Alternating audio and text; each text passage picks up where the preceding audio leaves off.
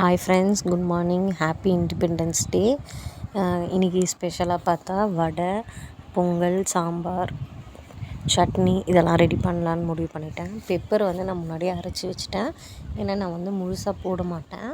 பொங்கலுக்குமே தூளாக தான் போடுவேன், இப்போ வடைக்குமே தூளாக தான் போடுவேன். அப்படியே கொஞ்சம் காஃபி எடுத்துட்டேன். சாம்பார் ரெடி ஆகிடுச்சு. இப்போ பார்த்திங்கன்னா பருப்பு ஊறிடுச்சு. அதில் ஒரு ஐஸ் க்யூப் போட்டு அரைச்சோன்னா உளுந்தம்பருப்பு நல்லா சூப்பராக வரும்.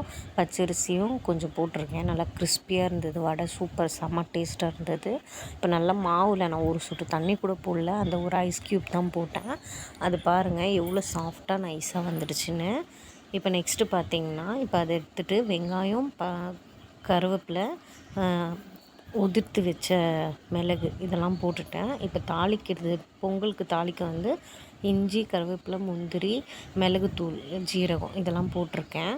இப்போ நல்லா அந்த தூளுன்றதுனால எடுத்து வைக்க மாட்டாங்க, அந்த ஃப்ளேவர் நல்லா கிடைக்கும். பாருங்கள், பொங்கல், வடை, சட்னி, சாம்பார் எல்லாமே ரெடியாக இருக்குது.